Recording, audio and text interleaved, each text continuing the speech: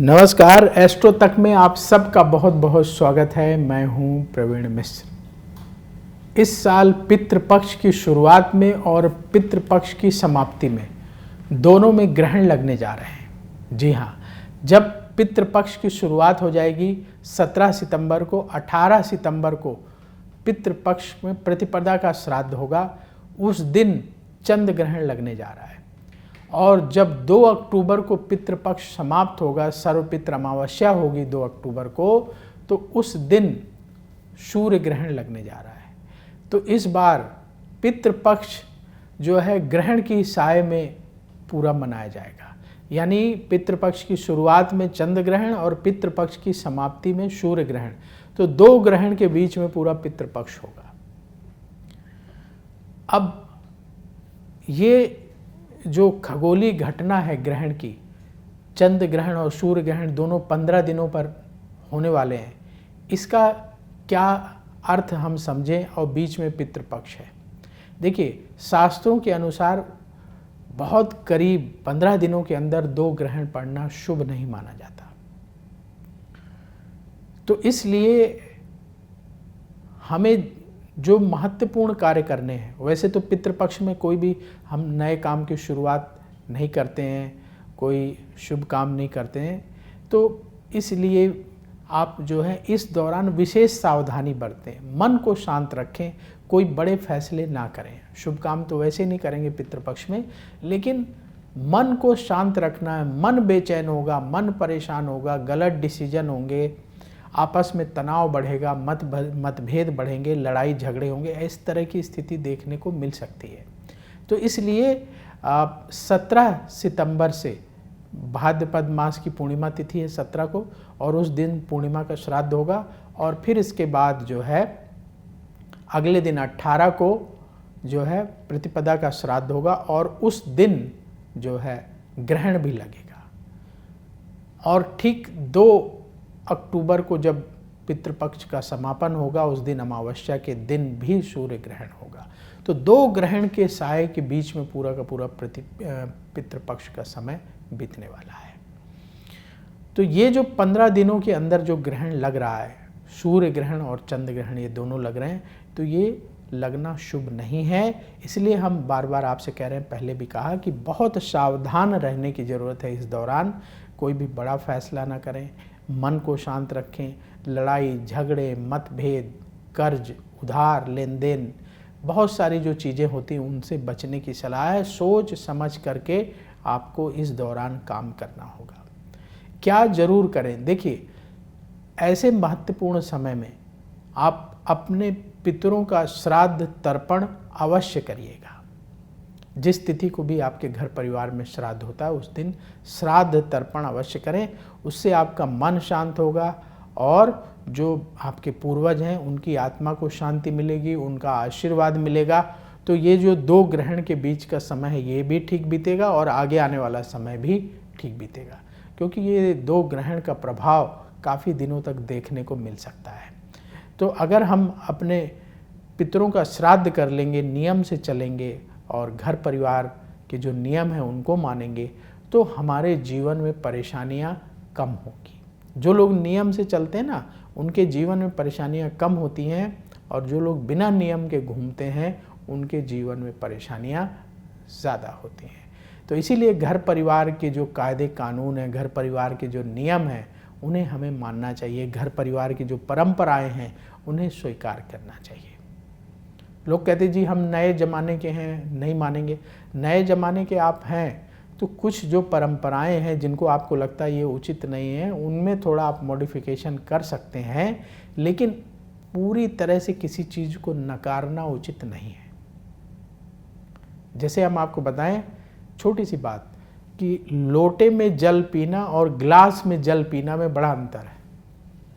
जल तो वही है ना। अब आप कहेंगे हम नए ज़माने के, हम लोटे में जल क्यों पिएं, हम तो गिलास में पिएंगे। एक एक से डिज़ाइनर गिलास आ रही हैं, हम कांच की गिलास में पानी पिएंगे, हम स्टील की गिलास में, डिज़ाइनर गिलास में पानी पिएंगे, लोटे में नहीं पिएंगे। पीतल के लोटे में पानी नहीं पिएंगे, तांबे के लोटे में पानी नहीं पिएंगे।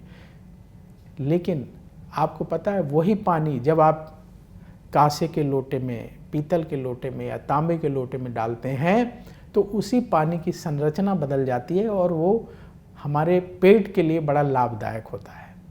और जब वही पानी हम सीधे गिलास में डालते हैं तो उसमें गिलास में पानी का ऐसा प्रेशर बनता है जो लोटे में नहीं बनता, क्योंकि लोटा गोल होता है। तो ये जो गिलास का पानी है ये हमारे पेट को नुकसान पहुंचाता है। इसीलिए आप देखेंगे युवा अवस्था से लेकर वृद्धावस्था तक ज़्यादातर लोग गिलास में ही पानी पी रहे हैं, क्योंकि ऐसा परंपरा ही चलाई है हर जगह गिलास में ही पानी पीने की। तो सबको पेट की समस्या रहती है, कोई ना कोई प्रॉब्लम होगी, किसी को पेट में गैस की प्रॉब्लम, किसी कोई प्रॉब्लम है, किसी कोई प्रॉब्लम है। पेट की समस्या से ज़्यादातर दुनिया के लोग जूझ रहे हैं। पहले जब लोग लोटे का इस्तेमाल करते थे, लोटा गोल होता था, उसमें जो जल रखा जाता था उसकी जल की संरचना अलग होती थी, वाटर में उतना प्रेशर नहीं पड़ता था, और वो जो जल है उसको पीने से पेट की इतनी सारी बीमारियां नहीं होती थी, पाचन तंत्र ठीक रहता था पूरी दुनिया में। तो ये छोटा सा उदाहरण है, ऐसे हजारों उदाहरण हैं कि पुरानी चीज़ों को मानने से क्या फ़ायदे हैं, ना मानने से क्या नुकसान है। अब तो कुछ दिनों के बाद लोटा देखने को नहीं मिलेगा, क्योंकि जब हम लोग उसका इस्तेमाल ही नहीं कर रहे हैं, जिन चीज़ों का इस्तेमाल नहीं होता वो बाज़ार में मिलना बंद हो जाती हैं। लेकिन उससे नुकसान कितना है, सीधा सीधा असर हमारे स्वास्थ्य पर पड़ रहा है। अगर हम सब लोटे से, तरह तरह के लोटे मिल जाएंगे, अभी भी मिल रहे हैं बाज़ार में, लीजिए, गोल वाला ज़रूर लीजिए, आपका जितने स्टील के भी लोटे मिलते हैं वो भी ले लीजिए, आप वो लीजिए, वो इस्तेमाल करिए अपने घर में, बहुत फ़ायदा होगा। आप 5-6 महीने तक लगातार लोटे में जल पिए और उसमें देखें कि आपके स्वास्थ्य में क्या अंतर आ रहा है, आपकी जो पाचन तंत्र है उसमें क्या अंतर आ रहा है। वही जल आपके जीवन में प्रभाव को बदल देगा, पाचन तंत्र ठीक करेगा, पेट ठीक रहेगा। छोटा सा उदाहरण। तो इसीलिए हमें अपने घर परिवार के नियम परंपराओं का पालन करना चाहिए, और बहुत सारे लोग कर रहे हैं, ऐसा नहीं है, हम ये नहीं कहेंगे कि नहीं करते, बहुत सारे लोग करते हैं। जो लोग नहीं करते हैं उनके लिए सलाह है कि आपके घर परिवार में जो पितृपक्ष को लेकर के परंपरा है उसको मानिए, अपने पितरों का श्राद्ध करिए, तर्पण करिए और उनके निमित्त कुछ दान करिए।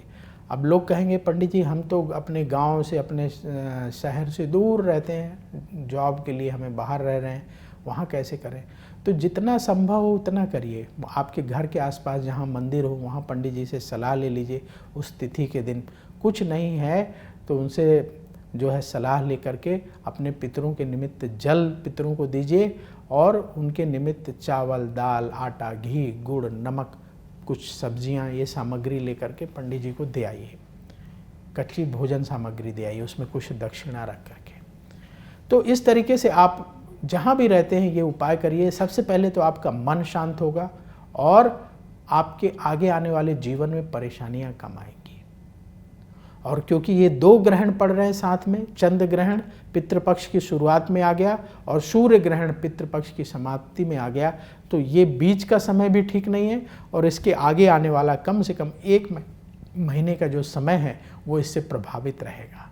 तो इससे बचने के लिए, इसके साइड इफ़ेक्ट से बचने के लिए, इसके नुकसान से बचने के लिए हम पितृपक्ष में अपने पितरों के प्रति श्रद्धा सुमन अवश्य अर्पित करें, अपने पितरों का श्राद्ध तर्पण अवश्य करें। जिससे जितना संभव हो उतना अवश्य करें, तो उनके जीवन में परेशानियां नहीं आएंगी और ये जो ग्रहण का प्रभाव है, ये ग्रहण का प्रभाव भी कम रहेगा। हालांकि आपको बता दें कि जो चंद्र ग्रहण लगने जा रहा है 18 सितंबर को, ये भारत में नहीं दिखेगा, और जो सूर्य ग्रहण लगेगा वो भी भारत में नहीं दिखेगा। 2 अक्टूबर को सूर्य ग्रहण लगेगा, लेकिन भारत में नहीं दिख रहा है।